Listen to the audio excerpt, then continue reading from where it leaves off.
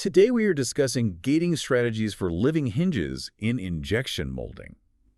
We will begin with cold runner scenarios for equal depth container parts and then compare them to a hot runner sequential valve gate example on a toothpick container with a deep body and shallow lid. Right. And the living hinge, just so we're all on the same page, it's basically a thin, flexible section of plastic connecting to more rigid parts. Like on a bottle cap or a small case. Exactly. Recommended materials are polypropylene and polyethylene. Engineering resins, generally not recommended. They just lack the fatigue resistance needed for these long life hinges. They snap instead of bend after a while. Pretty much. Good hinge design also includes, smooth radii, no sharp corners, and the thickness is key, between 0.2 millimeters and 0.5 millimeters. Okay. Or 0.008 to 0.020 inches. It's a tight tolerance. Very specific. Now let's review 4 cold runner gating options for an equal depth container and lid. Okay, so let's start with scenario A. This is where you gate on the side wall, and it's oriented perpendicular to the hinge. The issue here is the flow must wrap around the cavity before reaching the hinge. So it doesn't go straight there. No. And this produces hesitation. You get weld lines forming right at the hinge edges. Ultimately, it results in a weak hinge. Not ideal. What's next? Scenario B. Here, the gate is positioned to direct flow straight at the hinge. Seems logical, right? You'd think so. But the flow divides across the hinge. This creates a knit line right within the hinge ribbon itself, which really weakens its performance. So splitting the flow in the hinge is bad too. Definitely. Which leads us to scenario C. Here, you use 2 gates placed on the same face of the part, and both are aimed toward the hinge. Okay, trying to get more even flow. Exactly. The flow fronts meet more evenly across the hinge, so you get better uniformity. But knit lines still form in the hinge ribbon. Still not perfect. Better, but still flawed. Is there a way to avoid those lines? Well, that brings us to scenario D. This often works best for cold runners. You use 4 gates distributed along the edges. 4 gates, okay. Yeah. This produces a really broad, uniform flow front. It reaches the hinge nearly simultaneously. Like a wave washing over it. Sort of, yeah. It minimizes hesitation and significantly improves the hinge strength because the material flows through it properly. Makes sense. And it's important to clarify here.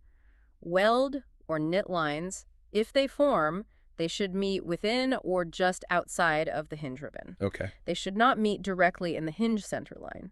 For maximum strength, material has to flow through the hinge. Got it. Through, not just to the hinge center line. Precisely. Now that works for simpler parts, but in designs with a deep body and shallow lid, cold runner gating is not effective. The toothpick container is a good example, with a body 5 times deeper than its lid. Here, sequential valve gating with hot runners is used. Right. This is where things get a bit more complex, but also more controllable. With sequential valve gating, you're using hot runners so the plastic stays molten longer. And you control the gate's opening. Exactly. The first stage gate is located in the center of the container body. It opens first to fill and pack that deep cavity. Fill the big part first. Then the second stage gate, which is in the center of the lid, opens after the body is mostly filled. Okay. And its hotter melt flows across the hinge, meeting the material from the body, but under controlled timing. So you manage how and when those flows meet. Yes.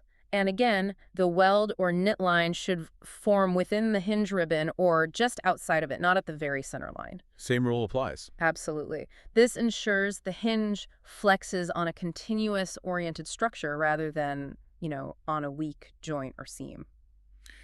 So besides the gating strategy, what else matters in processing? Well, fast injection speeds are generally good. They promote uniform flow and that crucial orientation across the hinge. Keep the plastic moving smoothly. Right. And adequate packing pressure helps too. It increases hinge density and durability.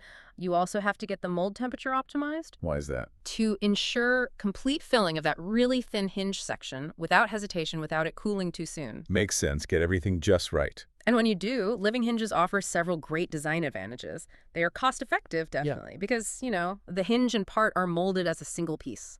No assembly required. Good cost saver there. Huge.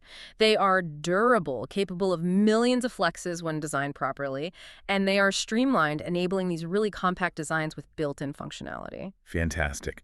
So cold runner gating scenarios demonstrate the fundamentals of hinge flow orientation, while sequential valve gating provides the solution for deeper-bodied parts.